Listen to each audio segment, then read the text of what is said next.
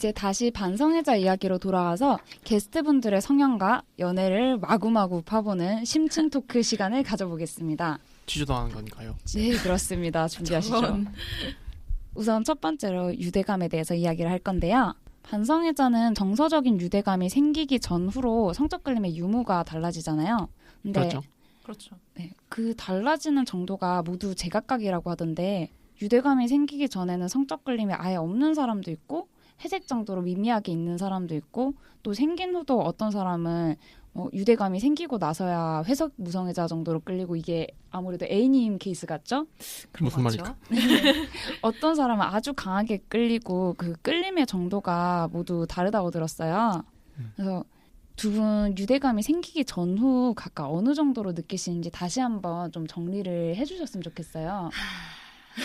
네, 우선 혜연 A님 한숨을 쉬셨으니 먼저 해주세요. 저는 그냥 유대감 생기기 전에는 역시 아까 말씀드렸던 것처럼 나는 아무 생각이 없다. 왜냐하면 아무 생각이 없기 때문이다 정도의 수준으로 정말 아무런 끌림도 느끼지 않는? 그러는데 아무래도 생기면 진짜 조금 생기긴 해요. 조금. 생기는 것도 조금. 근데 심지어 유대감이 생기는 조건도 까다로워요. 지금 그 정체성 이름이 너무 길잖아요. 그래서 간략하게는 설명할 때 한없이 모로맨틱 무성애자에 가까운 발로맨틱 반성애자라고 얘기를 하는데 역시 이쪽이 좀 더 맞지 않나? 아니 이쪽이 좀 더 나지 않나요? 둘 다 저에겐 복잡한 것 같습니다. 안타깝습니다. 오히려 단어를 어느 정도 공부하신 분들은 그냥 그 단어로 전달받는 게 더 편하신 것 같더라고요. 저는 다 어렵습니다. 그런가요? 저는 단어를 익히고 나니까 그냥 그 단어를 들으면 그냥 바로 매칭이 돼요. 하긴 이걸 딱 정확한 걸로 듣기를 좋아하시는 분들이 또 있긴 있어요. 그래서 저도 아무래도 그 긴 걸 안 택하고 그래도 어쩔 수 없다. 최대한 이걸 잘 표현을 해보자 해서 이걸 택한 건데 둘 다 어렵지 않나. 네, 그럼 마나님은 유대감이 없을 때랑 유대감이 있을 때 각각 어느 정도로 느껴지시나요? 저는 유대감이 없을 때는 그 대상에게는 제가 별로 경험이 없어서 잘 모르겠고 평상시에 저의 상태? 평상시에 저의 상태는 저도 A님처럼 아까 좀 전에 얘기했는데 저도 분명히 그 회색 무성애적인 성향이 있긴 있는데 어떤 면에서 그런가요? 그러니까 5년에 한두 명 볼까 말까 하지만 5년에 한두 명이요? 네, 5년에 한두 명 볼까 말까 하지만 뭐 적어도 그 정도의 확률로 성적 끌림이 느껴지는 사람이 있다거나 근데 그게 약간 좀 폭탄 한번 터지듯이 팍 터지고 난 다음에 성적 끌림이 폭탄 터지듯이 팡 하고 터지나요? 성적 끌림이 갑자기 그냥 갑자기 약간 순간적으로 블랙홀에 1초 동안 빨려 들어가면 느끼는 것처럼. 블랙홀에 안 들어가 봐서 저도 잘 몰라요. 블랙홀에 들어가면 아마 찢겨 죽겠죠? 근데 정확하게는 모르겠는데 찢겨 죽을 정도의 성적 끌림? 아니 그건 아니고 찢겨 죽진 않습니다. 찢겨 죽진 않는데 끌리는 사람이 있긴 해요. 근데 거의 없어요. 그러니까 5년에 한 명이나 두 명이라는 거는 사실상 제 생각에는 회색 무성애자의 범주에 들어갈 수 없다고 생각하거든요. 스스로 판단하기에는. 마네님의 기준에서는. 그러니까 뭐 자기 주변의 사람들 중에 한두 명 이런 게 아니고 제가 지나다니면서 본 모든 사람 중에 5년 동안 한 번 끌리는 게 그 자기 주변이 아니라 학교를 다니면서 등하교 시간이나 뭐 강의 시간, 뭐 동아리방 뭐 포함해서 뭐 학생 식당까지 포함해가지고 5년에 2명이라고 치면 2년에 1명 될까 말까잖아요. 그거는 거의 없다고 생각하기 때문에 제 생각에는 그래서 회색 무성애자라기보다는 회색의 정도를 따진다면 저는 그냥 무성애자에 가까운 것 같고 유대감이 있을 때는요? 그러면?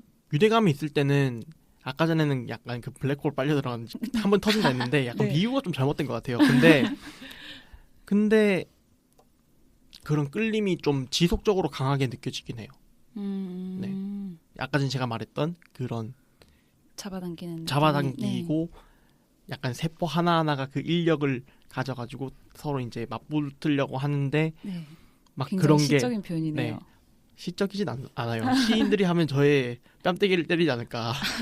하여튼 그렇게 끌려서 이제 닫고 싶은 부분은 다 닫고 싶고 뭐 그런 것들. 거의 뭐 중력. 거의 중력? 진짜? 지구보다 훨씬 더 강한 중력? 저는 약간 신체적 반응을 생각한다면 네. 그러니까 성적으로 흥분된다 이런 신체적 반응 말고 네. 생각한다면 좀 많이 끌리는 그런 느낌도 들어요. 어떤 느낌이요? 입술 밑에 턱 부분이 네. 그 잡아당기면 약간 잡아당긴다기보다는 뭐 무언의 염력으로 당겨지는 그런 느낌이 막 들면서 턱을 잡아당긴다고요? 턱이 네. 그 잡아당기는 게 아니고 턱이 그 상대에게 끌려가는 느낌이 들면서 그런 간질간질함이 느껴진달까? 자석처럼요? 네? 자석처럼요? 자석처럼 약간 찌릿찌릿한 그런 느낌도 들 때도 있었어요. 네, 네 저는 이야기를 포기했습니다. 정말 어려운 느낌이네요. 턱밑을 열심히 잡아당겨봤지만 느낌을 모르겠습니다. 네, 두 분이 반성애자라는 그 카테고리 안에 들어있는 건 똑같은데 굉장히 유대감을 느낀 후에 어떻게 느낀지 혹은 전에 어떻게 느낀지 이게 굉장히 많이 다르네요. 저는 네. 당연할 수밖에 없다고 생각해요. 왜냐하면은 네. 자신을 스스로 시스젠더, 네. 헤테로 로맨틱, 네. 헤테로섹슈얼 네. 이라고 생각하는 사람. 그러니까 소위 이제 비퀴어인 네. 사람들이 생각하기에는 저 사람들은 뭐 동성애자니까 다 비슷하겠지. 뭐 무성애자들은 뭐 다 비슷하겠지. 이거는 진짜 아닌 것 같아요. 사람은 정말 당연히 다르고. 네. 네. 저는 그 소위 이제 그 아까 말했던 CAU 사이에서도 네. 그런 분들 사이에서도 어느 정도 느끼고 다 다르다고 생각하거든요. 아 그러네요. 하긴 네네. 그들끼리도 맨날 네. 싸우잖아요. 스킨십 때문에. 맞아. 속궁합 때문에 맞아. 막 헤어지고 싸우고 결혼을 했는데 속궁합이 맞지 않아 이러면서 기껏 이제 자기 그냥 애인이 아닌 그냥 친구 불러가지고 내 고민이 있는데 이렇게 해서 구구절절 이야기하면 야 네가 잘못했어 하면 또 싸우죠. 술 먹다가 그러네요. 술잔을 깨부숴 막. 아유. 하긴 유성애자들끼리도 그렇게 다들 다른데 저희들끼리 다른 건 너무 당연하네요. 아니, 그리고 아무래도 회색이라고 했을 때 흔히 딱 한 색만 떠올리지 않는 것처럼 명도 차이가 굉장히 크잖아요. 그렇죠. 그렇게 치면 굉장히 더 다양할 수 있지 않나. 네, 사람은 다양한 걸로. 그런 걸로. 죄송합니다. 아, 그리고 제가 또 궁금했던 게 그 반성애자들끼리 성적 끌림을 느끼는 정도도 제각각이지만 그 유대감이라는 기준도 정말 제각각이더라고요. 그쵸? 맞아요. 제가 그걸 느낀 게 최근에 연애 2번이 모두 반성애자 분들이셨는데 네. 너무 내조적이었거든요. 사실 두 분은 약간 알고 계시죠? 제가 맨 처음 반성애자 분과 처음 연애할 때는 그분이 비밀이 진짜 많은 타입이었어요. 네. 네. 막 저한테는 연애 몇 번 했냐고 물어봐 놓고 제가 거꾸로 물어보니까 아 나는 마음을 서서히 여는 타입이야 하면서 그래서 싸웠어요. 네. 니은. 그래서 좀 그분이 뭐 연애 기간도 굉장히 짧았지만 사귄 내내 좀 불편하고 어색하고 그랬는데 그분은 첫 데이트 때 그러니까 1대1로 약속 잡아서 만나는 게 처음인데 네네.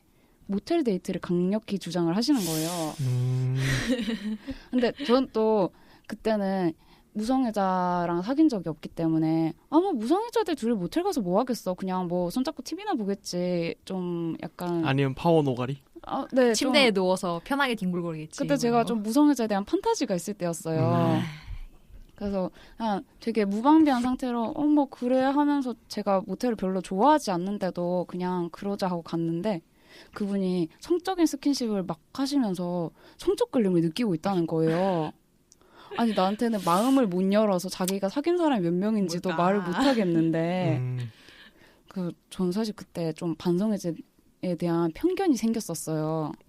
생길 수 있죠. 네, 근데 저는 그럴 수 있죠. 이게 모든 반성애자의 성향이 아니라고 확신합니다. 네, 저도 네. 그걸 그 다음에 깨달은 게 그 뒤에 했던 다른 반성애자분과의 연애는 확실히 제가 생각했던 그 유대감의 기준? 좀 어느 정도 우리는 친밀해졌고 유대감이 느껴지고 어느 정도 이어져 있다고 느꼈을 때 그분이 성적 끌림을 느낀다고 말씀을 하시더라고요.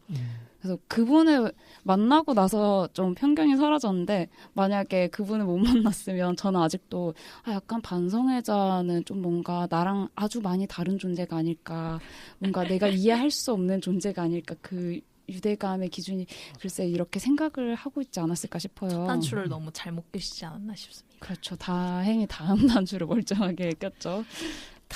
다행이라면 근데 저는 그 네. 아까 말씀하신 그 네. 첫 데이트 때 모텔 가자고 한 분이랑 비슷한 분을 알고 있거든요. 네. 그분도 마침 또 반성애자였는데 혹시 같은 분인가요? 그거는 잘 모르겠어요. 네. 근데 끝나고 이야기를 나눠보도록 하죠. 네. 그러죠. 근데 그분이랑 저는 그저 친구였는데 네. 근데 막 그분이 어느 순간에 갑자기 너랑은 스킨십의 최종 단계까지 할 수 있을 것 같아 라면서 갑자기 그러는 거예요. 저는 굉장히 친밀해진 상태에서 그런 건가요? 제가 생각하기엔 안 그랬거든요. 같은 분 아닌가요? 네. 근데 아무튼 네. 갑자기 그러는 거예요. 그래서 너무 이거 뭐지? 나는 약간 그런 느낌이었거든요. 아니 네. 일단 제가 좀 아직 개방적인 편은 좀 아니라서 솔직히 그렇게까지 좋아하지도 않고 성적인 스킨십을 그래서 얘는 뭐야. 그러니까 약간 제가 정해둔 선이 있는데 그거를 너무 대놓고 넘으려고 하는 느낌이 짙은 거예요. 근데 이게 너무 싫고 나는 너무 싫고 정체성과 무관하게. 그래서 도대체 너는 왜 그러는 거니? 라는 느낌. 그럼 내가 싫다면? 그랬더니까 약간 거부할 거야? 약간 이런 식으로 얘기를 하는 거예요. 그래서 두 번째 싫음. 거부할 거야. 이거 너무 약간 강한 마음이 아닌가. 약간 폭력적이지 않나요? 그래서 더 기분이 점점 나빠지는 거예요. 이로써 제 안에 또 다른 편견이 존재한다는 걸 알았던 게 저는 네네. 무성애자나 뭐 반성애자 그러니까 무성애 네네. 스펙트럼 내로 정체하고 계신 분들은 유성애자들이 흔히 할 법한 그런 유성애 중심적인 폭력적인 단어를 내뱉지 않을 거라고 생각했는데 아닙니다. 저는 아닌 것 같습니다. 이미 그거에 대한 판타지가 사라진 게 게이나 레즈비언 분들이 네. 양성애자 욕할 때부터 당연히 정죄하는구나. 전 정체하기 전부터 알고 있었어요. 하긴 뭐 같은 정체성끼리도 서로 조금 다른 특성을 네. 굉장히 비하하기도 하고 그러죠. 플라토닉 꺼져 뭐 이런 거. 뭐 어떤 사람들은 이런 것도 있더라고요. 그 레즈비언 커뮤니티 안에서 네. 야, 팸 왜 이러냐? 그 안에서도요. 야, 부치 왜 이러냐? 그래가지고 막 그것도 되게 이분법적이긴 한데 저는 팸이랑 부치를 별로 뭐 정확한 그런 걸로 생각하진 않는데 네. 정확하게 하긴 좀 그렇지만 약간 유의미하지 않다고 생각하시나요? 적절하지 않다고 생각하거든요.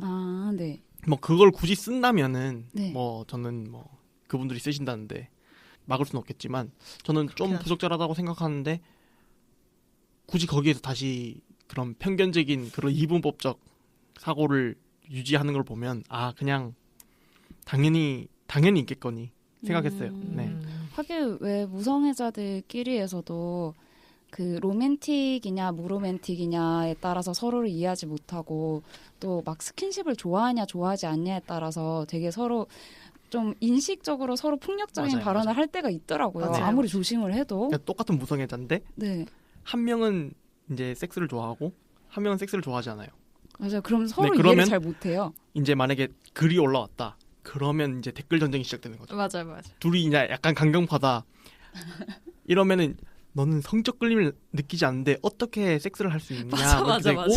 한 사람은 아니 나는 성적 끌림을 느끼지 않지만 섹스가 하는 게 좋아. 그냥 그 느낌이 좋고 뭐 그런 오르가즘이 좋고 뭐 그렇게 설명하는 분들이 이제 서로 이해하지 못하는 그 간극 속에서 맞아요. 서로 전쟁을, 매너는 네. 있는데 맞아. 다들 약간 매너인데. 신경전이 있어요. 존댓말만 해요.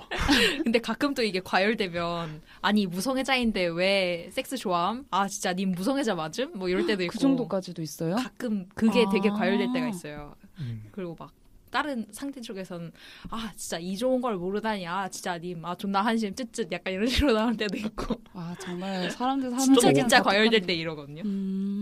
재밌습니다. 볼 때마다. 저는 맨 처음에 이 이야기를 꺼낸 게 궁금했던 게 제가 처음에 만난 그분이 이상하다기보다는 그냥 그분의 유대감의 기준이 굉장히 낮았다고 생각을 해요. 맞아요. 저도 어떻게 보면 그럴 수도 네. 있긴 하겠네요. 그래서 그 성적 끌림이 느껴지는 유대감의 기준도 정말 제각각일 것 같아서 두 분의 유대감의 기준은 어느 정도인가요? 저는 커트라인이 엄청 높거든요. 엄청. 한 분한테만 조금, 느껴봤다고 하셨죠. 네. 근데 이게 좀 지나칠 정도라서 저는 친구도 막 그렇게까지 막 엄청 친밀하다, 엄청 너는 나의 소중한 뭐 나의 비밀 이야기를 나눌 수 있는 그런 사람이야라고 를 잘 못 느껴요. 일단 제가 과거에 많이 통수를 맞아봐서 그런 걸 수도 있는데 그럼 격변의 인생을 사셨네요.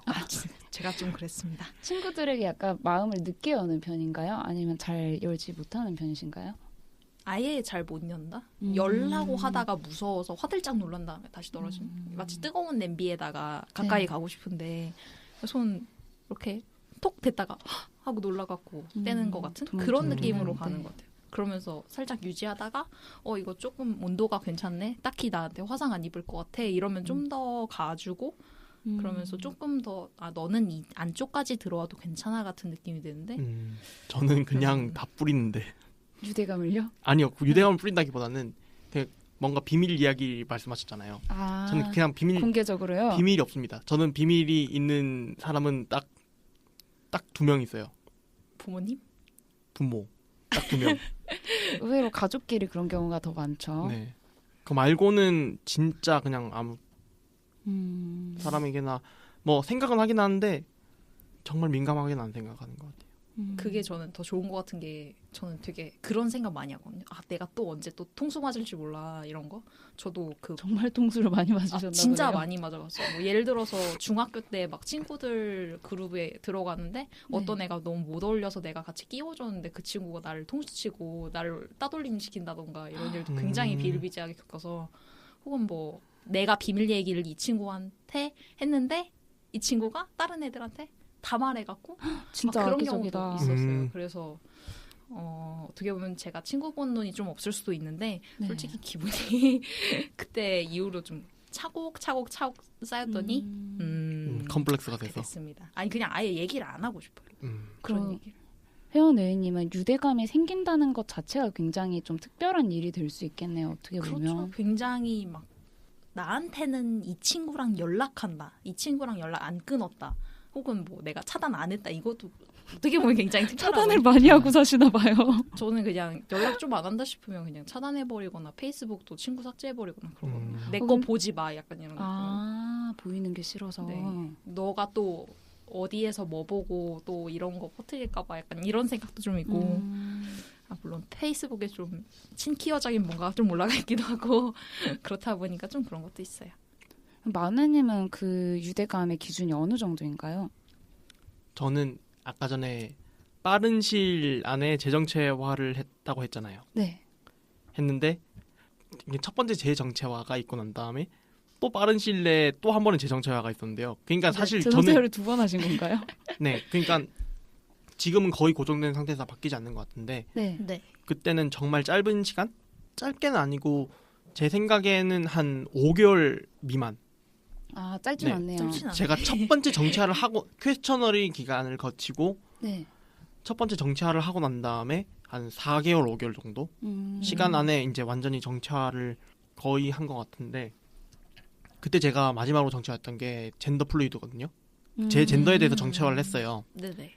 그게 이제 내가 어떤 사람에게 성적인 끌림을 느끼는 기준이 어떻게 되는 걸까라고 생각했던 게 그 유대감의 기준이라는 게 저한테는 전 젠더 플루이드를 먼저 설명해야 될 것 같아요. 일단. 네, 어려운 개념이죠. 젠더 플루이드라는 게 간단하게 단어를 먼저 풀어보자면 젠더는 다들 아실 거라고 생각하고요. 이 방송을 듣는 분들이라면 다시 한번 혹시 모르니까 말씀해 주실 수 있을까요? 젠더 저도 정확하게는 설명을 못하는데 소위 이제 사회적인 성이라고 하잖아요. 젠더가 플루이드, 유동적이라는 거거든요. 네, 그래서 저는 일단 남성 그리고 에이젠더 그리고 여성 젠더에 플러스 알파로 거의 잘 안 가는 안드로진까지 안드로진은 정말 뭐 검색해보고 싶으시면 검색해보셔도 되고 여기서 설명할 거 아닌 것 같고 그건 정말 예외적이기 때문에 그래서 뭐 저는 남성, 여성, 이제 에이젠더 이렇게 세 젠더에서 저는 정말 유동적으로 움직이고 제가 가끔씩 내가 어떤 상태다 어떻게 변하고 있다는 걸 느낄 때도 있고 아니면 못 느낄 때도 있어요. 그러면 마느님은 정신적인 성이 굉장히 유동적으로 여러 가지 성별을 왔다 갔다 하시는 거죠? 네, 그렇죠. 정신적인 성이라고 말하는 게 올바른 표현인지 모르겠는데, 네, 저는 일단 제 내면에서는 네. 그런 세 가지 성이 시시각각 바뀌고 있는 상태고, 네. 네. 그렇다고 해서 그게 제가 다른 페르소나, 그러니까 사람을 대할 때 젠더 표현과는 다르죠? 젠더 표현이라기보다는 뭐랄까, 페르소나라는 게 인격이잖아요. 네. 그러니까 여러 가지 인격을 가지고 있다는 게 이상하다고 생각하실 수 있지만 사람은 당연히 다양한 인격이 있다고 생각하거든요. 네. 왜냐하면 내가 어떤 사회적인 그런 틀에 들어가면 뭐 가족이다 이러면 나는 누군가의 뭐 아들이고 이런 페르소나를 써야 되고, 그쵸, 학교를 가면은 학생의 페르소나를 써야 되고 그런 거잖아요. 대부분의 사람들이 이제 가정 안에 들어가면 조금 더 무뚝뚝한 모습을 많이 보이는 경우가 많죠. 하여튼 그래서 그런 거는 좀 별개로 하여튼 젠더가 바뀌고 있고. 네.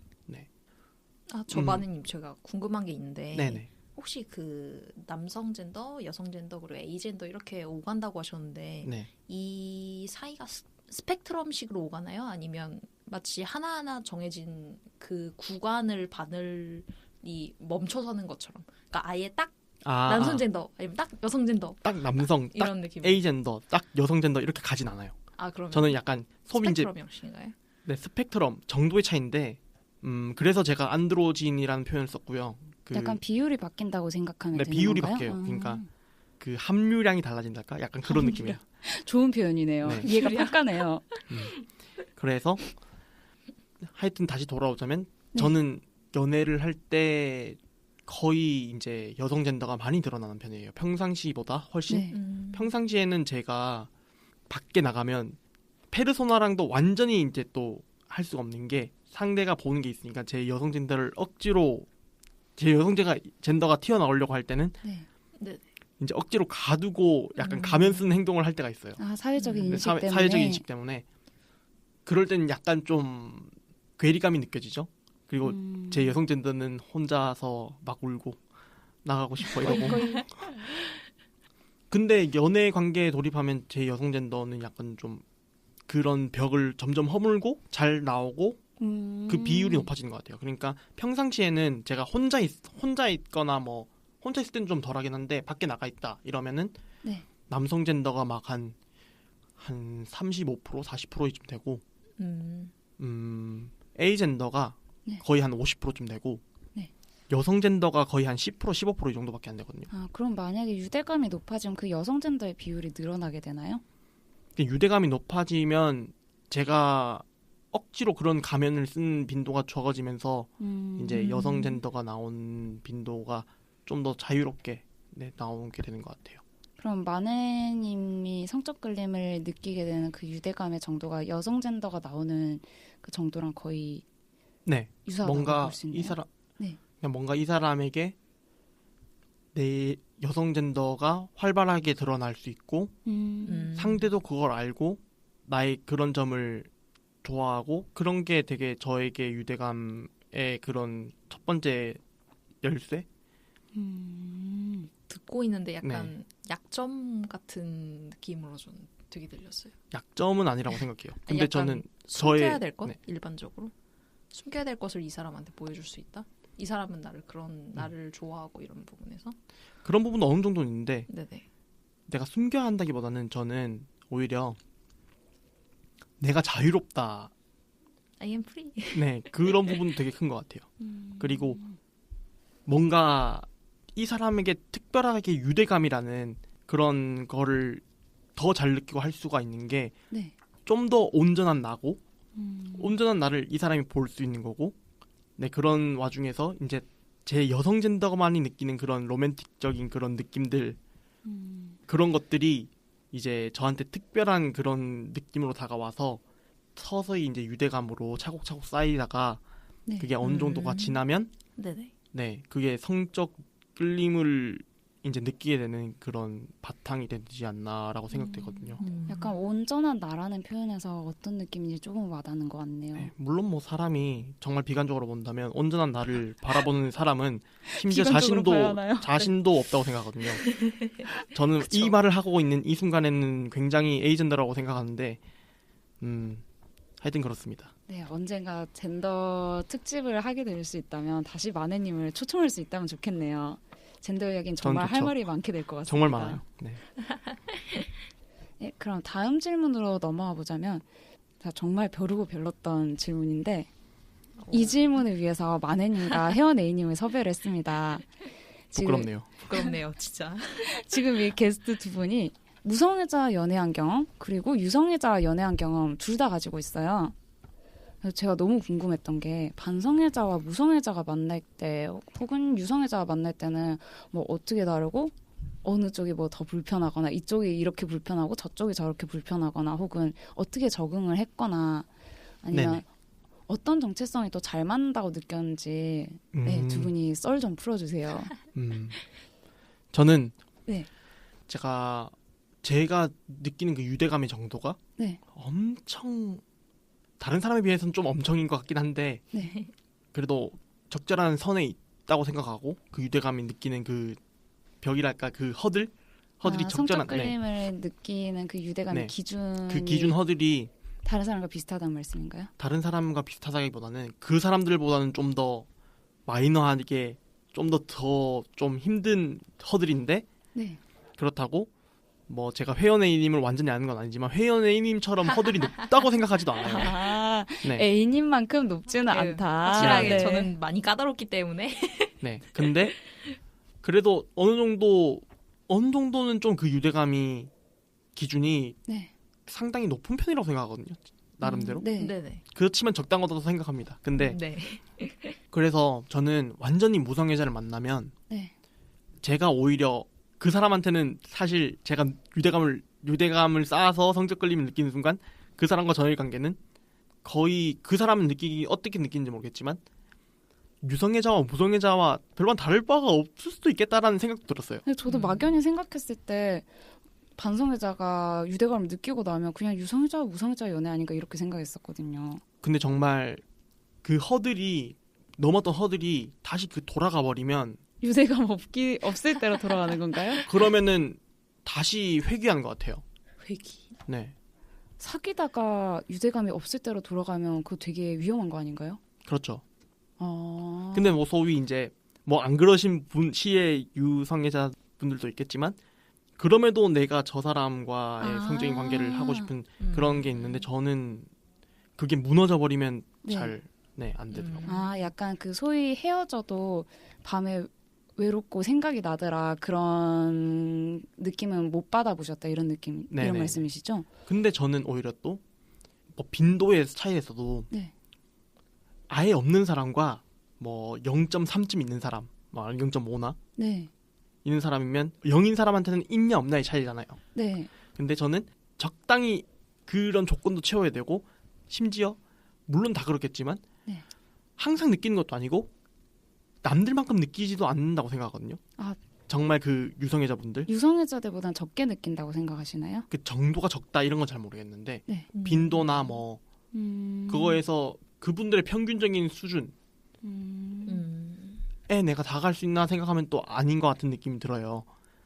그래서 제가 유성애자와 있었을 때는 제가 오히려 뭔가 닭달 받는 것 같은 그런 느낌도 되게 받았어요. 그러니까 저의 환상과는 다르네요. 저 반성애자랑 유성애자랑 만나고 나면 유대감이 생기고 나면 그냥 만사 형통일 줄 알았거든요.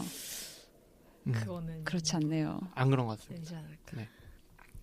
하긴 뭐 유성애자가 만나도 만사 형통이 아닌데 어떻게 뭐 그렇죠. 그렇겠습니까? 회원 A님은 어떠셨나요? 유성애자 연애했을 때랑 무성애자와 연애했을 때. 깊은 한숨을 쉬세요. 아 죄송합니다. 이거 한숨을 쉰 이유가 네. 그 지금 사귀고 있는 유성애자고 네.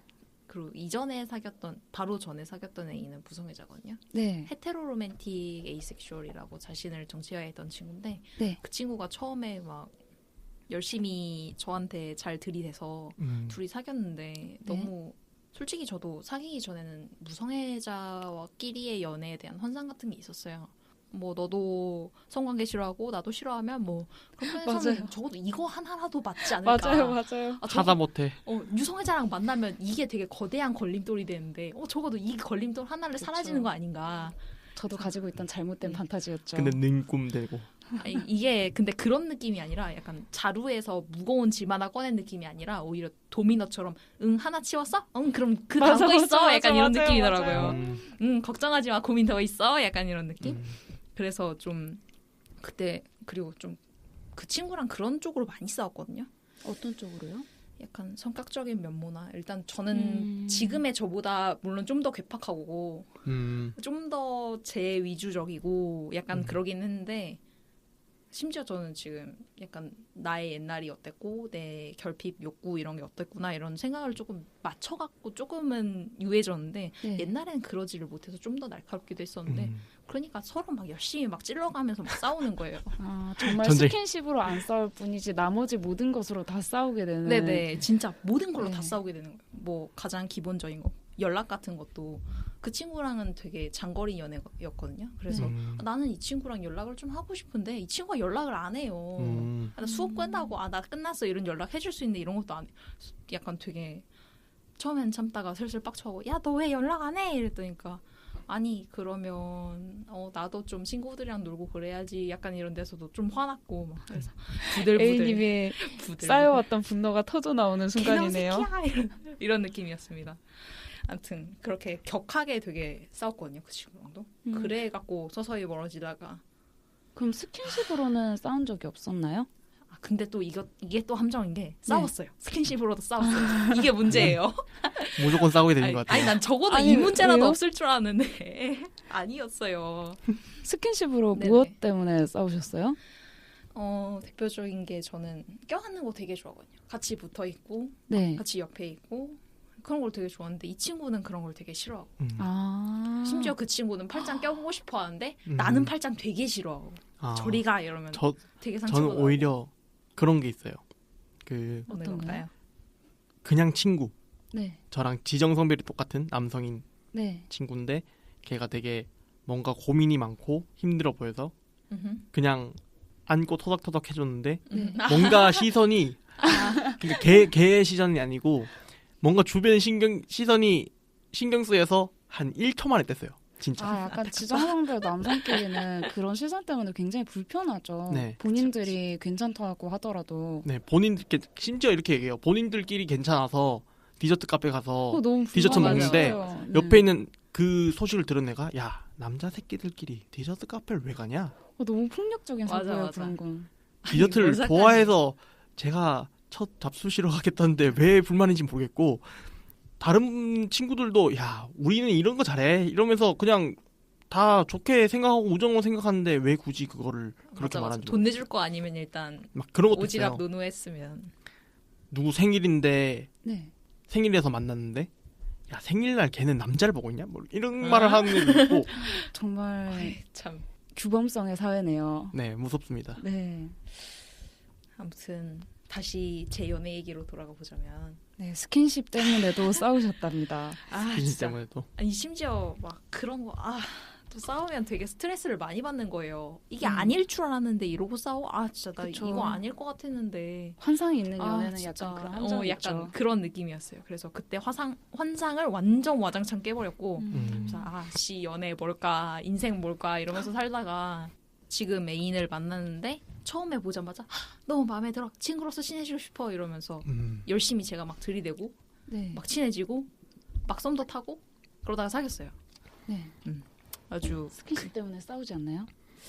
오히려 안 싸우는 것 같아요. 이게 진짜 정말 배려의 문제라고 생각하거든요. 맞아요. 배려의 문제. 80% 이상이 배려의 문제라고 생각하는 게. 배려로 되는 문제입니까? 배려로 되는 문제입니다. 저는 되는 웬만하면 문제예요. 배려로 된다고 생각하는 게 그 무성애자끼리라도 방금처럼 배려가 없으면 서로 싸우잖아요. 그렇죠. 근데 무성애자들끼리의 연애 환상이 있는 이유가 저는 배려가 좀 더 가능할 거라고 생각해서 왜냐면은 그런 규범성에서 자기가 어느 정도 벗어나 있고 자신이 무성애자라고 정체하는 계기가 이제 점점 생각이 나면 상대도 어느 정도 그럴 거다. 그러면 이제 자신들이 우리가 알고 있는 그 세계에서 이야기가 이루어지면 좀 더 서로를 배려할 수 있지 않나. 그쵸. 그런 가능성인데 보통 이제 유성애자와 무성애자들끼리가 부딪히는 이유가 네. 내가 어떻게 정체화했고 네. 이런 걸 모르니까 아예 그냥 이런 난 너한테 성적 끌림 못 느끼고 네. 이렇게 해서 막 애인한테 이렇게 커밍아웃을 했다 네. 하면 그럼 너 난 안 사랑하는 거냐 이렇게 맞아요.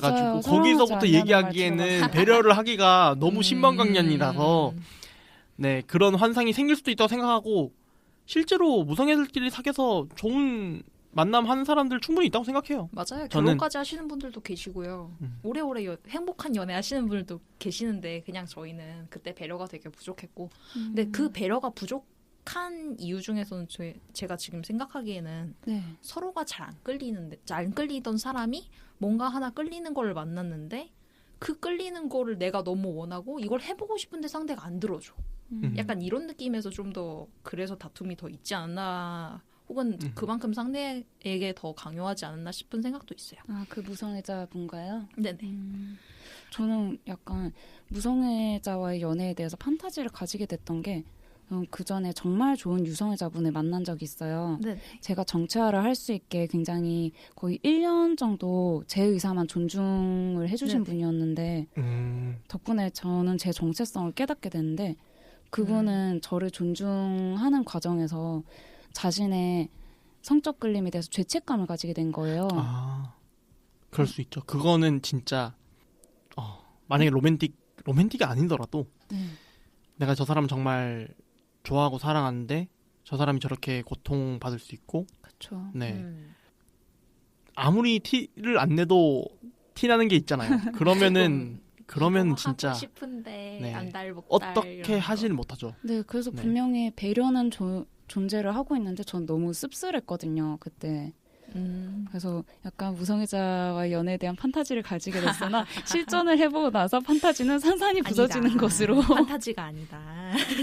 그냥 사람이 중요한 것 같아요. 그렇죠. 사람이 문제입니다. 진짜 연애하면서 부닥치게 되는 문제는 가치관이나 생활 습관이나 인생관이나 여러 가지가 있는데 그중에서 성적 끌림의 유무나 이런 거는 아주 크게 차지할 수 없는 부분이지 않을까 싶어요. 확실히 그거를 제가 요새 되게 격하게 느끼고 있는데 네. 아니, 진짜 지금 애인이랑 만나면서 그런 부분으로는 절대는 아니구나. 그래 어쨌거나 좀 싸운 적은 있어도 그런 부분이 어떤 부분이에요? 약간 스킨십? 그래서 네. 너 왜 이거 싫어해? 이러면 그냥 나는 이러해서 이래. 이러면 아 그래? 오케이? 오케이 되게 접수? 쿨하네요. 이러고 네. 넘어가요. 쿨.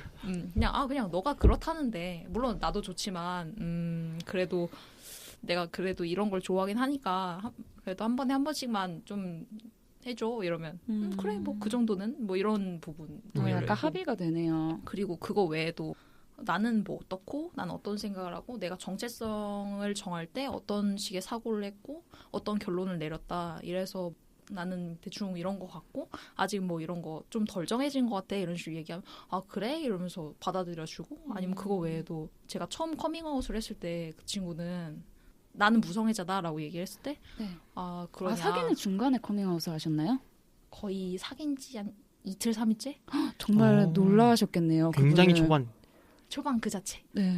근데 굉장히 초반 완전히 그냥 시작하자마자 였는데요. 거의 네. 약간 찬물 끼얹기 같은 느낌이었을 수도 있는데 그 친구는 찬물까지요? 되게 잘 받아들여줬고 오히려 그냥 당신의 정체성에 대해서 내가 더 잘 알고 싶으니까 당신을 설명하는 글을 나에게 달라. 그럼 내가 다 읽어보겠다. 와. 그래서 제가 열심히 막 가득하게 보냈어요. 정말 판타지 같은 그래서 유성애자분이네요. 그 친구가 열심히 다 읽어주고 너는 그렇구나. 근데 나는 좀 이런 것 같아. 이러면서 서로 얘기도 많이 나누고 뭐 스킨십도 저는 스킨십을 다 좋아하는데 성적인 스킨십을 그러니까 성관계를 가져본 적이 없었어요. 그래서 네. 이거 어떨지는 나는 솔직히 잘 모르겠다라고 얘기했더니까 그래? 그러냐? 그럴 수 있지. 그래 이러고 넘어가고. 그분이 굉장히 쿨하고 좀 열려있는 분이신가 봐요. 어떻게 보면 전반적으로 그렇긴 해요. 약간 서로 굉장히 다른 면으로 다툼을 많이 하거든요. 막 넌 왜 이래? 나는 이렇다고 막 이런 식으로 그렇게 싸워요? 근데 좀 싸울 때는 되게 격하게 막 소리 지르면서 싸우거나 네. 그러긴 하는데 근데 아무튼 그렇게 다툼을 했을 때도 나는 뭐 어떻게 생각을 했고 뭐 전반적으로 뭐 이렇기 때문에 이랬다라고 정리를 얘기해주면 그래? 그러면 그래? 근데 나는 이렇게 생각하고 어땠어? 이러면 그래? 그렇구나. 응? 끝. 이러고 끝나요. 아름답게. 그래서 그런 면에서는 참 확실히 꿈속의 그대. 확실히 느낀 건데 환상 속에 확실히 느낀 건데 역시 정체성보다는 사람이 먼저다라고 제가 그때 정체성도 진짜 느꼈습니다. 그 사람을 어떻게 좀 잘 알고 우리가 어떻게 좀 더 평등해지고 자유롭고 할 수 있을까, 그걸 동시에 어떻게 만족시킬 수 있을까에서 나온 거라고 생각하거든요. 정체성을 우리가 굳이 이렇게 해서 하는 것도 어느 정도 그거에 연관이 있다고 생각해요. 그래서 정말 네, 사람을 진짜 사람이 사람으로 이해되고 좋다면 정말 정체성 같은 건 의미 없는 것 같아요. 좀 네. 약간 그래도 맞아요. 어느 정도 퀴어에 대한 이해나 그 회원 A님이 만나고 계신 그런 유성애자분 같이 좀 어느 정도 열린 인식은 필요하다고 느껴졌던 게 제가 최근에 좀 저한테 다가오신 분이 계셨어요. 근데 다가오신 분이 계셨을 때는 그냥 좀 괜찮았어요. 나름 뭐 저에 대해서 커밍아웃을 했는데 그 반응이 굉장히 귀엽기도 했고 나쁘지 않다고 느꼈었는데 너무 팍 식은 게 제가 커밍아웃을 하고 나서 거기에 대해서 과도하게 신경을 쓴다고 해야 되나? 그런 거 너무 그러니까 부담스러워. 분명히 저는 나는 로맨틱 무성애자고 연애 감정을 느끼는 데에서는 거의 다른 사람과 비슷하되 그냥 단지 성별이나 젠더를 별로 구애받지 않는다. 그리고 성적 끌림이 없다 이런 설명을 드렸고 그에 대해서 좀 장시간 이야기를 했는데도 그분이 계속 네가 나를 사랑할 수 있는 게 맞는가 하면서 그냥 계속 무성애자라는 말이 계속 나온 거예요. 무성애자, 성소수자 하면서 너무 일상 대화에 성소수자라는 말이 나오니까 막상 저는 의식을 안 하고 있는데 그 사람이 그러니까 뭐야 이 사람 태어나서 성소수자 처음 보나 처음 볼 수도 있겠네요. 지금 생각하니. 볼 수 있죠. 약간 뭐라고 해야 되지? 좀 그게 촌스럽게 느껴졌어요. 저는. 어떻게 보면 그게 되게 크게 느껴진 거 아닐까요? 얘가 나를 사랑하지 않을 수도 있어. 그분은 사실 제가 성소수자 운동을 한다고만 처음에 밝혀서 제가 동성 로맨틱이 아닐까 하고 그분의 지정 성별이 남성이셨거든요. 그래서 혹시 제가 동성애자인데 자기랑 이렇게 애매하게 썸같이 이런 걸 유지하고 있는 줄 알고 많이 오해를 한 상태에서 시작을 해서 그런지는 모르겠는데 그래서 더 보였을 수도 있죠. 전 너무 부담스럽고 약간 그 인식 자체 때문에 호감도가 정말 많이 하락했어요. 그냥 이렇게 같이 퀴어를 처음 보는 사람인데 제 애인과는 크게 반응이 다른가. 그렇죠. 오픈 마인드가 정말 중요한 것 같아요. 정체화를 해서 어떤 거에 진짜 자기가 커밍아웃을 한 사람한테 제가 생각했을 때 가장 좋은 반응은 네가 무슨 말을 하는지 알겠고 네가 어떤 정체성을 가진지 알겠어. 근데 나는 네가 좋은 것 같아. 이렇게 말해주는 게 제일 좋은 것 같아요. 나는 너를 그냥 그대로 본다. 오키 접수. 너 사람. 너 나 오키? 이런 느낌. 저 사실 어떤 반응이라도 괜찮다는 느낌이었는데 그 성소수자 연발을 듣고 나니까 그런 건 좀 그렇다 이런 생각이 들더라고요. 너무 과도하게 의식하시는 건 아닌가 그분이. 그래서 라고 짙은 생각이 듭니다. 저랑은 맞지 않는 그런 사람이었어요. 그래서 역시 연애는 좋은 사람이랑 해야 된다. 그런 생각을 하고 있습니다. 좋은 사람입니다. 제가 또 이렇게 또 연애 약을 파네요. 죄송합니다. 혼자 사는 게 최고입니다. 제가 또 안 그래도 이번에 그 A로그북도 거기서도 열심히 연애 팔고 이랬는데. 이전에 저희가 제작했던 A로그북이요? 그랬죠. 네. 여튼 그리고 저 예전에 그런 생각한 적 있어요. 예전이 아니라 이번에 반성회 편 준비하면서 든 생각인데 왜 반성회잖아요. 유대감이 생기면 성적 끌림이 생기잖아요. 그렇죠.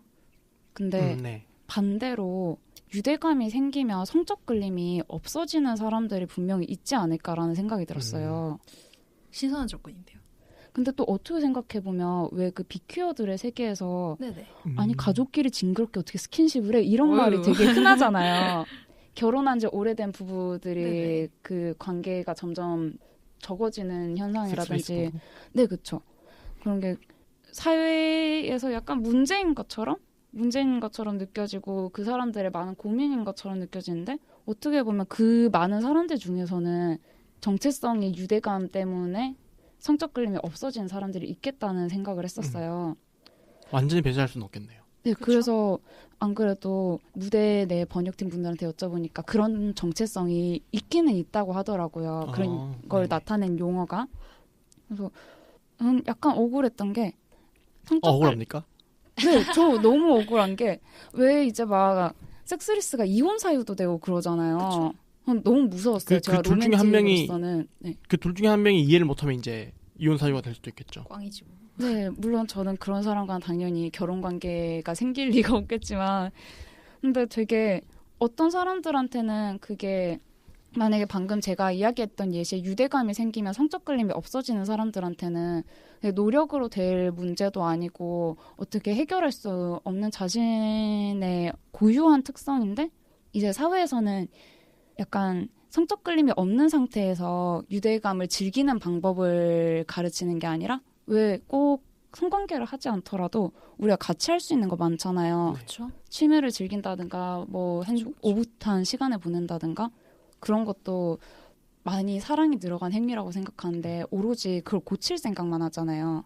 그래서 막 그런 막 신문 기사 보면 섹스리스 부부 얘기하려면은 뭔가 사파가 들어가 있는데 그 사파가 약간 느낌이 네. 그 둘 사이에 아무런 관심이 없는 것처럼 막 맞아요, 묘사가 맞아요. 있어요. 사랑하지 않는 것처럼. 네. 그냥 사이 나빠진 남남인 것처럼 남남인데 음. 우리 그냥 사회적으로 결혼해서 그냥 같이만 산다 막 이런 느낌의 묘사가 막 돼 있고 조인도 부분에. 네. 맞아요. 네, 막 그렇게 돼 있고 둘이 할 수 있는 그런 다양한 많은 경험들 그냥 성관계를 제외한 그런 네. 거는 진짜 하나도 그런 느낌을 주진 않고 배경도 막 파란색에 막 맞아요. 네. 다 식어버린 다 느낌으로. 식어버린 것 같은 맞아, 느낌 맞아. 막 주고 그래서 되게 왜 솔루션으로 제시를 하는 것도 둘이 사랑하는 마음을 다시 붙여볼 만한 막 뭐 새로운 자극을 주거나 아니면 뭐 의학적인 문제를 해결하거나 이런 식으로만 솔루션을 주지 그걸로 해결이 안 되는 정말로 이런 정체성의 문제라면 확실히 다른 방법을 찾거나 한쪽의 성적 끌림을 좀 평화적으로 해결할 타협책을 찾거나 평화적. 왜 성관계에 참여를 할 수 있는 무성애자들도 많으니까요. 그렇죠. 그런 방향으로 갔으면 참 좋겠다는 생각을 했었어요. 굉장히 어떻게 아쉬웠습니다. 보면 전반적으로 우리 사회에서 약간 없는 것, 결핍된 것, 뭔가 남과 다른 것을 유독 정상으로 고치기 위한 노력을 하지 않나라는 생각이 되게 많이 드는 것 같아요. 우리나라가 정말 그 병질화를 잘 시키는 것 같아요. 맞아. 장애인들 관련돼서 막 그런 것도 보면 그냥 귀 안 들리고 눈 안 보여도 말 그대로 그 사람의 정체성으로서 존중받고 살 수도 있는 건데 유독 인공화후 수술을 시킨다든지 유독 뭐 점자를 배우게 막 시키고 막 뭐 어떻게 뭐 눈을 뜨게 막 각막 이식을 하고 막 이런 것도 좀 그렇게 느껴지긴 하거든요. 어떻게 보면 좀 물론 저도 이 부분에 대해서는 좀 많이 얄팍해서 좀 약간 빠은 말을 했을 수도 있는데 약간 저는 그렇게 느껴졌어요. 그렇죠. 그들의 선택이 아니라 어떻게 보면 그 교육을 너무 당연시 되는 게 있죠. 우리도 거기에 노출이 굉장히 많이 돼 있고요. 그리고 그 병질화를 하면은 우리가 느낀 딱 대표적인 두 가지가 네. 고쳐야 된다 첫 번째, 네. 두 번째 불쌍하다. 맞아. 불쌍하다 진짜 싫어. 불쌍하다. 너무 저 솔직히 완전 불쌍하다. 그냥 첫 번째 고쳐야 된다 하면은 야 그냥 알아서 할게 하면 되거든요. 불쌍하다 하면은 그냥 내 앞에 불쌍해하고 있는 이 사람의 존재를 지워버리고 싶어요. 아까 없었으면 좋겠어요 여기. 불쌍하다는 말이 사라졌으면 좋겠어요. 맞아, 저는 맞아. 왜 있는지 모르겠어요. 네가 뭔데 나를 동정해? 불쌍하다는 말이 쓰여서 기분 좋을 때가 있나요? 전 정말 모르겠어요. 아니 남이 동정을 원하지 않는데 자기가 동정을 하는 거야말로 오만한 거 아닌가요? 무슨 자격으로 나는 얼마나 행복하게 살길래 그게 불쌍하다는 일종의 거는- 나르시즘이라고 분석하는 사람들도 있더라고요. 그러니까 자신의 인생을 지탱하기 위한 그런 불쌍의 한순간 저기에서 내가 벗어나 있다라는 걸로 자기 나르시즘의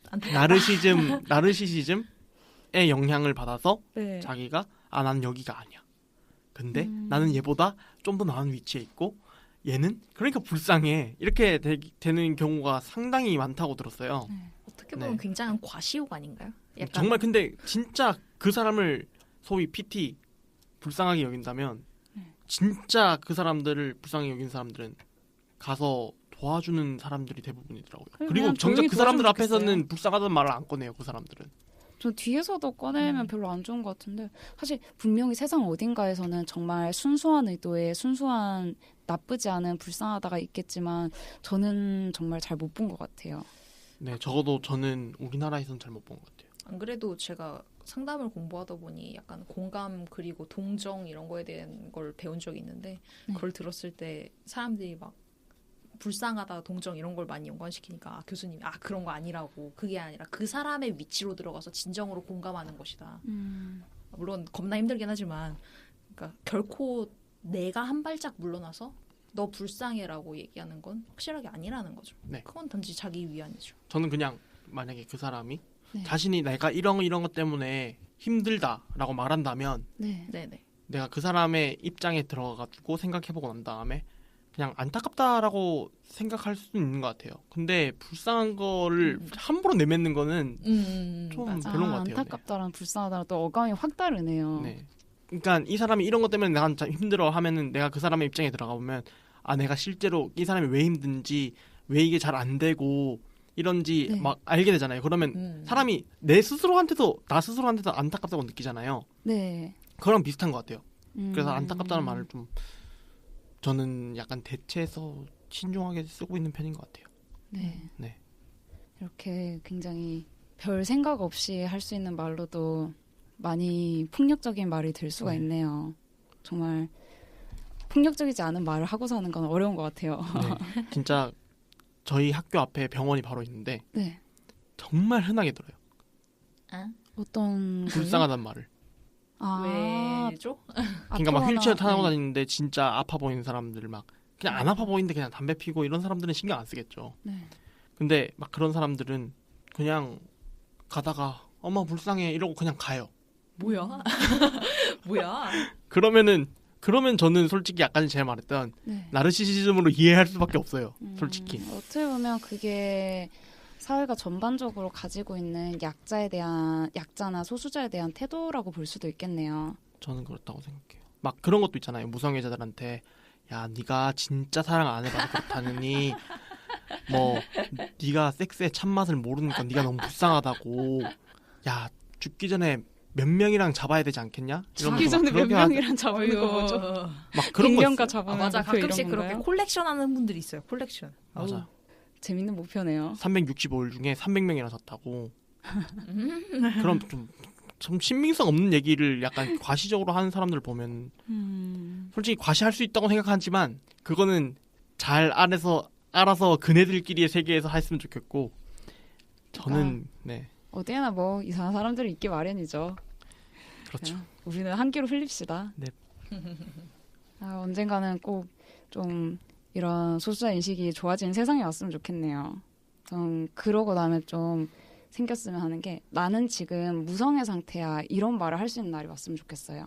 그러니까 지금은 그런 말을 하면 나는 지금 무성애 상태야 이러면 무성애가 되었다 말았다가 그냥 지 맘대로 변할 수 있는 거구나 이런 오해가 생기는데 좀 그래도 다양성에 대한 인식이 생기고 나면 왜 진짜로 무성애 상태인 사람이 있을 수 있잖아요. 뭐 예를 들어서 무성애가 아니라 동성애자로 비유를 하자면 예를 들어서 인생의 30년 중에 10년은 이성애자로 살았어요. 그리고 나머지 10년은 양성애자로 살았어요. 그리고 나머지 10년을 동성애자로 살았어요. 근데 그렇게 변해와서 앞으로 계속 동성애자로 살아갈 건데 예전에 이성과 양성을 사랑한 적이 있다는 이유만으로 지금은 동성밖에 사랑하지 못하는데 양성애자라고 할 수는 없잖아요. 그 사람은 지금 동성밖에 사랑할 수 없다면 동성애자라고 부르는 게 맞잖아요. 그렇죠. 그런 맥락에서 저는 그런가요? 어떻게 생각하세요, 마누님은? 저는 그게 일련의 모든 것을 꿰뚫을 수 있는 게 정체성이라고 생각하거든요. 네. 그러니까 정체성이 소위 이런 말을 듣잖아요. 선택하는 게 아니다. 네. 우린 그냥 이렇다라고 하는 건데 약간 그런 어감은 뭔가 그때가 돼서는 진짜 어떨지 모르겠는데 어느 정도 선택의 느낌을 주지 않나. 그러니까 네. 제가 말씀드린 게 지금의 사회 인식에서는 무성의 상태라는 말을 하면 마느님이 말씀하신 그런 의미로 받아들여지는 거죠. 네네. 선택할 수 있다는 의미로 받아들여지지만 정말로 인식이 좋아진 상태에서는 지금 내가 무성애자로 살아가고 있고 과거에는 무성애자가 아니었더라도 무성의 상태라는 말을 맘 놓고 할 수 있는 상태면 굉장히 인식이 좋은 사회가 아닐까 하는 거죠. 저는 그 표현보다는 뭔가 나는 지금은 동성애자로 정체하고 있어라거나 그런 네. 게 더 네, 네. 같은 말 아닌가요? 뭐 비슷하다고 생각합니다만 저는. 정체화하고 있는 거랑 내가 어떤 상태라는 거는 뭔가 좀 다른 것 같아요. 저한테는.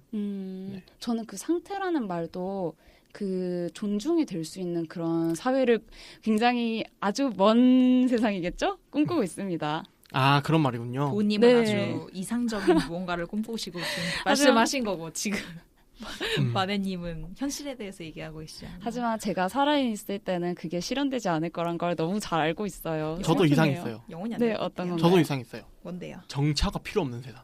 그거 정말 최고 이상이죠. 그냥 내가 남자를 만나든 뭐 내가 걔를 너무 사랑해서 걔랑 살던 뭐 아무 말도 안 하고 결혼 안 해도 아무 말도 안 하고 내가 뭐 다자간 연애자라서 남성 한 명과 여성 한 명과 젠더는 다른 어떤 기타 등등. 기타 네, 여러 가지. 등등을 하기 좀 그렇고 그런 분들과 뭐 한 3명이서 총 4명이 막 같이 산다거나 이렇게 해도 전혀 아무 문제 될 거 없고 네.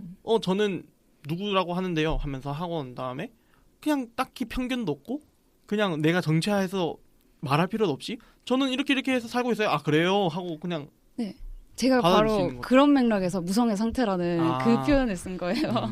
그때쯤 되면 그런 말조차도 필요 없지 않을까요? 정말 그때가 오긴 올까요? 지구 일단 멸망 전에 오긴 올까요? 제가 살아있는 데는 좀 안 되지 않을까. 뭐 그런 날이 오는 걸 바라는 건 너무 큰 꿈이겠지만 어쨌든 조금이라도 거기에 가깝게 하기 위해서 저희는 계속 가시화 활동을 해나가겠습니다. 저희 1차적인 과제로. 좋네요. 네, 우선 오늘 되게 반성애자에 대해서 많은 이야기를 마네님과 회원 A님이 해주셨고요. 오늘 어떠셨어요, 회원 A님?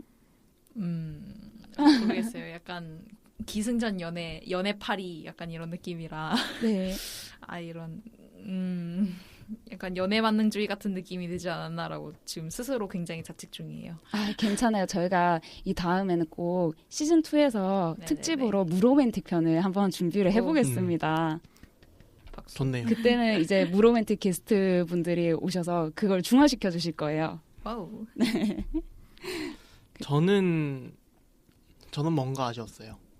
그러니까 어떤 면에서 아쉬웠나요? 저는 많은 설명을 하고 싶었는데 네. 뭐 생각보다 잘 되지는 않았던 것 같고 물론 잘 될 수도 있어요. 받아들이는 사람에 따라서. 네. 근데 제가 생각하기에는 제가 생각했던 게 100이라면 그게 못 미쳤던 것 같고 그리고 이게 제가 중간중간에 어느 정도 설명을 하긴 했지만 네. 반성애자 편에 나와서 네. 반성애자에 대한 이야기와 함께 그게 이제 저의 일부긴 하지만 그 부분만을 보여준 거는 좀 이상하다고 생각하거든요. 저는. 네. 그쵸? 네. 제가 정체화한 이 상태가 제 성적인 끌림, 섹슈얼리티랑 그 로맨틱적인 부분이랑 내 네. 젠더랑 다 연관돼 있다고 생각하는데 다른 부분에서 좀 아쉬웠던 것 같아요. 네. 어느 정도 다른 뭐 로맨틱이라든지 젠더라든지 연관성이 다 있는데 그 일부만 네. 설명하는 게 충분하지 못하다고 네, 뭔가 느끼셨던 거죠? 아쉽다는 느낌이 들었어요. 그래서 네, 아무래도 저희가 시간 제한이 있기 맞아요. 때문에 어쩔 수 없는 게 되게 아쉽네요. 그리고 저는 조금 약간 외람된 말인데 네. 그 아까 무로맨틱 얘기하셨잖아요. 무로맨틱 편 기획하고 계시다고. 네, 네. 근데 저는 그런 걸 생각을 해봤을 때 네. 좀 무로맨틱에도 속하지 않고 사실상은 로맨틱에도 속하지 않는 약간 그런 느낌이라서 네. 되게 단어가 그렇게 한 단위로만 똑 잘려 있을 때 굉장히 약간 아쉬운 느낌이 강하게 들거든요. 맞아요. 그러겠네요. 그래서 무로맨틱 편도 나가고 싶은데 부들부들 약간 이런 느낌이었어요. 무로맨틱 편에서도 나오셔도 되죠. 근데 또 그러면 그러니까 제가 느끼는 게 어떤 느낌이냐면 네, 무로맨틱인 사람들이랑 얘기할 때랑 네. 그때 저도 겉돌고 유로맨틱인 사람들과의 얘기할 때 저도 겉돌아요. 그리고 사실 어디에도 못 속하는 맞아요. 무적자 느낌이 되게 강할달까요? 그래서 저는 약간 생각이 복잡해졌어요. 지금 조금. 어떻게 보면 제가 무성의 커뮤니티와 무성의 가시화 활동을 하면서 느낀 부분인데 네네. 정체성이 같은 사람끼리 있어도 어딘가에 속하지 않는다는 느낌은 항상 조금씩 어딘가는 있더라고요. 나의 일부가 어디에 그렇죠. 꼭 튀어나가 있더라고요. 그래서 아마 사람으로 살다 보면 어쩔 수 없는 부분이지 않을까라는 고찰을 잠깐 하게 되네요. 모두가 다 다르니까요. 또 그래서 재밌기도 하고. 네, 저는 오늘 다른 이 두 분의 매력에 굉장히 좋은 방송이 나올 수 있지 않았나 싶습니다. 감사합니다. 수고하셨어요. 네, 우선 들으신 청취자분들 굉장히 다 들어주셔서 감사하고요. 오늘 아무래도 설명이 제가 한다고 했는데 충분하지 못한 설명이 있었을 것 같아요. 그래서 더 많은 정보를 원하시는 분은 acetage.com astage.com으로 접속을 해주시면 무대 블로그에서 보다 다양한 정보들을 접하실 수 있고요. 무방한 이야기에 고민 사연이나 혹은 의견 보내주실 분들은 moobang@acetage.com 무방@acetage.com으로 메일을 보내주시면 저희가 의견 많이 반영하고 사연 또 채택해서 고민 읽어드리도록 하겠습니다.